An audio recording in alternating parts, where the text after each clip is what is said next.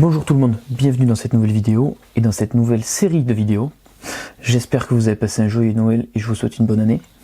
Aujourd'hui, je vais changer pour cette série de vidéos, de format de vidéo. Je vais essayer de faire autre chose pour vous proposer quelque chose d'un peu plus travaillé, pas énorme, mais c'est quelque chose que j'ai envie d'essayer pour voir comment ça marche et est-ce que ça me plaît. Donc je parlerai de sujets un petit peu plus précis, donc sur des sujets divers et variés.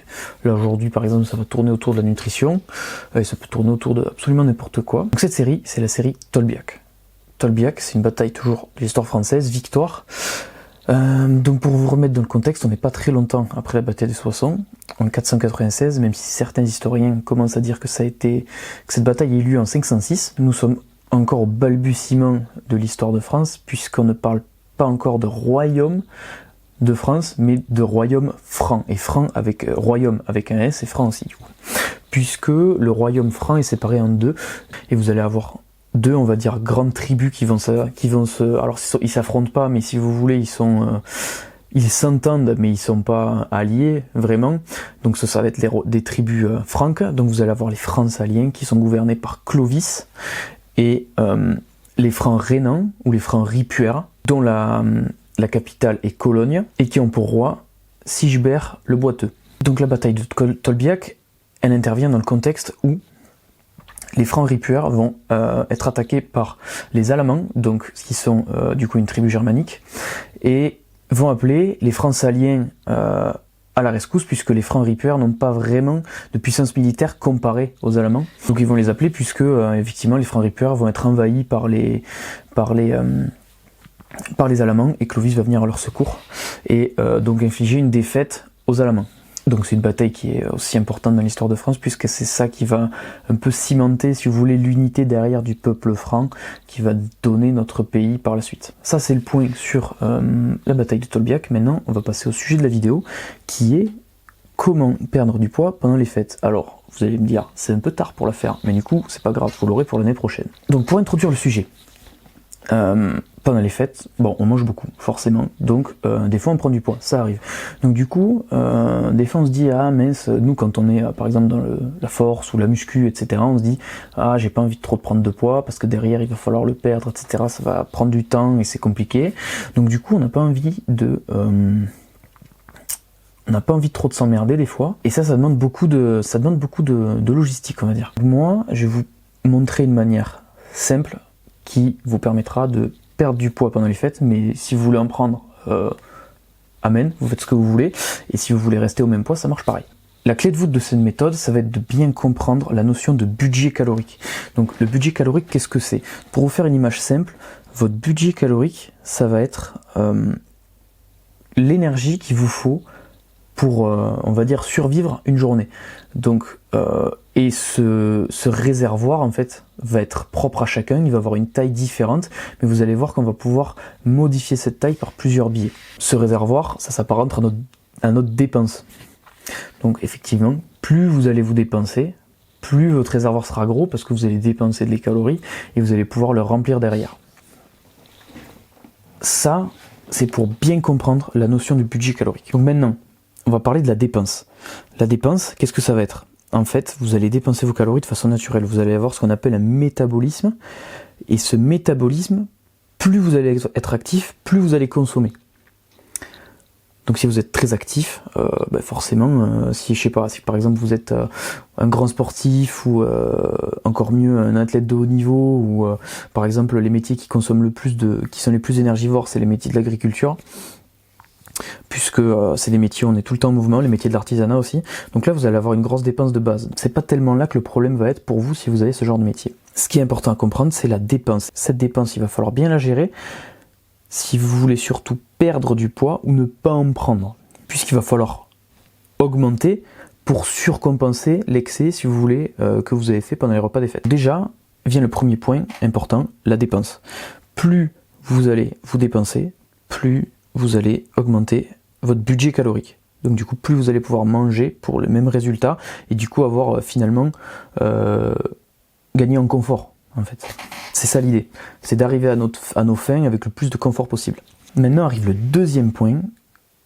Là, c'est propre à la perte de poids et finalement on maintient, puisqu'on fait des gros excès caloriques sur les jours de fête, ça va être le déficit calorique. Donc du coup, forcément, vous allez manger en excès les jours de fête, vous serez en surplus calorique, vous allez prendre du poids. Si vous voulez compenser ça ou encore en perdre derrière, il vous faut un déficit. Donc mangez moins que ce que vous consommez en calories.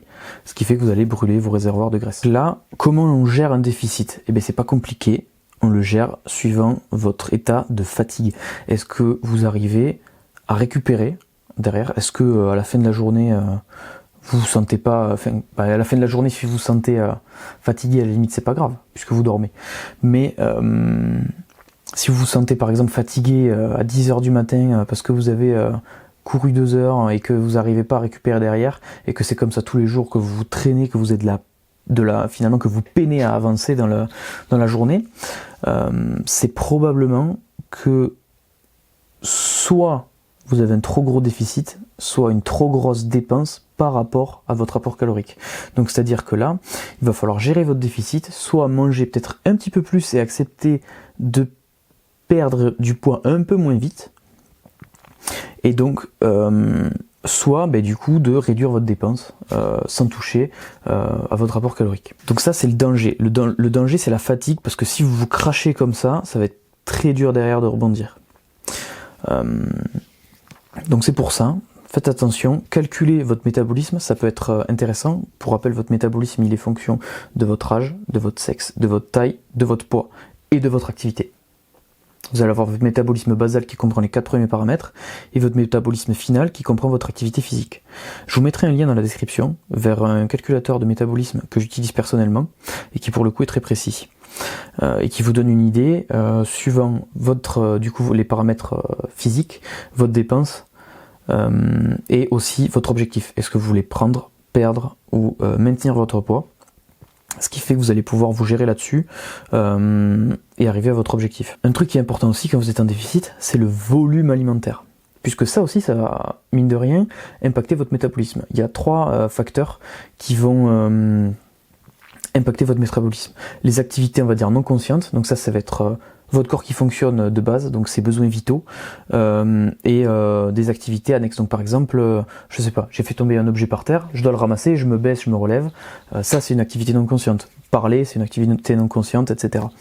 Ensuite, vous allez avoir le deuxième, qui sont les activités conscientes. Donc là par exemple, aller marcher, aller courir, faire votre cardio, etc. Faire du sport, ça ce sont des activités conscientes qui vont vous faire consommer des calories. Ça c'est la deuxième. Et le troisième, ça va être l'énergie que vous allez mettre pour digérer vos aliments. De là vient la gestion du volume alimentaire. Plus vous allez manger un gros volume pour le même nombre de calories, plus vous mettrez longtemps à le digérer, plus vous allez consommer de calories. Donc vous voyez que c'est un cercle, une espèce de cercle, alors vertueux ou vicieux, suivant comment vous allez l'employer. Mais donc du coup, c'est à vous de bien gérer votre volume alimentaire pour que vous, même si vous êtes en déficit, vous n'ayez pas faim, parce que c'est ça qu'on veut au final, c'est ne pas avoir faim, parce que avoir faim, c'est de l'inconfort, et nous, on veut rester le plus confortable possible. Et maintenant, à vous de gérer ça, donc en remplaçant des aliments par des aliments potentiellement moins caloriques, tout en ayant un apport suffisant, et par rapport à ce que vous avez calculé, ce que vous voulez, quels sont vos objectifs. Pour faire un petit rappel, comment on fait pour perdre du poids? On comprend la notion du budget calorique en calculant son métabolisme. On évalue sa dépense, pareil avec le calculateur que je vous aurais mis dans la description. Ensuite, si on veut perdre du poids, on calcule son déficit en fonction des besoins qu'on veut, combien de poids on veut perdre, etc. On gère son alimentation pour avoir les bons apports. Et ensuite, tout roule. Voilà. Donc maintenant, la théorie c'est bien, mais est-ce que ça marche? Moi par exemple, moi cette méthode je l'ai mise en place pendant les fêtes. Et comme vous savez, j'ai démarré une sèche juste avant les fêtes. Et il se trouve que, alors, j'avais 2 semaines de vacances scolaires, ce qui fait que pour moi j'ai pu augmenter bien ma dépense. Donc je suis passé de 10 000 pas par jour à 15 000, voire certains jours 20 000. Par exemple, le soir du Nouvel An, j'ai fait 20 000 pas. Voilà, c'est comme ça, je n'avais pas prévu, mais je prends. Ce qui m'a permis de ne pas toucher à mon total calorique, à part ces 2 derniers jours, où j'ai mangé au lieu de 3200 calories au début des vacances scolaires, je suis à 3000 maintenant. Donc en faisant 15 000 pas par jour, je suis passé de 82,5 kg au début des vacances scolaires à maintenant 81,5. Et donc objectif réussi, puisque c'est le rythme que je veux imposer à ma sèche, donc 500 grammes par semaine à peu près. J'ai perdu 1 kg en 15 jours, c'est très bien, je suis satisfait. Maintenant, quel est l'impact sur moi, mes performances, parce que moi ce qui m'importe aussi c'est d'être performant à l'entraînement. Et bien justement, pour l'entraînement, j'ai pas vu d'impact de ce déficit là et de cette augmentation de la dépense, puisque là je suis sur la semaine 3 de mon entraînement et j'ai pu faire une performance au squat que j'avais pas faite depuis très longtemps, donc 165 x 2 avec une facilité assez importante.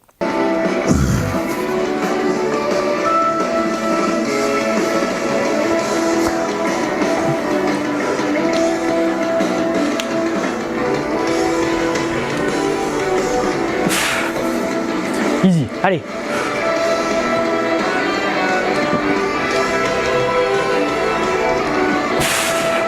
Oui, allez, facile.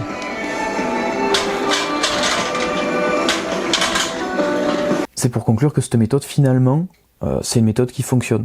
Donc du coup, suffit de bien la gérer. Et ainsi, vous aurez de bons résultats.